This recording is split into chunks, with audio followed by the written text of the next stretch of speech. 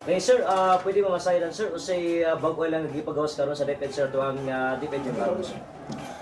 Ang atong Department of Education naa siya'y gipahiwatig nga DepEd Order 006 Series of 2026 Guidelines on Ensuring a Safe, Motivating Learning Environment. Kay ang usa nato nga pagabuhaton dinhi sa eskwelahan, matagaan gayod ang atong mga estudyante og safe learning environment, no? So ang una naatay mga general provisions. So ang tanan nga mga estudyante, mga personnel og mga bisita kailangan mag-submit sila og bag inspection at the entrance of the school premise. Kay nga naman, kay dili na to mahibaluan ang mga panghitabo.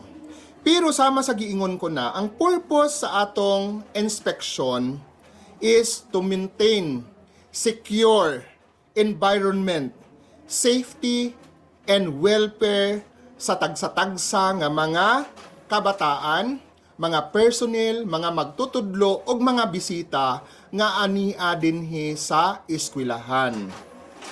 Ang authorized lamang nga magbuhat aning bag inspection naa sa general provision ang mga security guard natin, license security guard natin or mga personnel sa atong eskwelahan. Kaya ang atong mga kuan, ang atong eskwelahan na agyapon kitay personnel nga intended ana nga parang ano siya nag-help lang siya sa ating mga security guard. Then bali teaching staff siya. Then ang authorized pa gyud ay ang atong PTA officials. Especially ang presidente ng PTA sa atong eskwelahan. Kaya ang atong presidente karon kay si Engineer Boris, na engineer siya sa DPWH man siguro. Then ang ikaduwa dayon, ang atong eskwelahan kinahanglan katulad gyud ang gamito nato search stick. Bawal gyud ang mga touching sa mga personal na gamit kung unsa ang anaa sa bag sa mga estudyante og mga personnel og mga bisita. Bawal gayud mag-touch.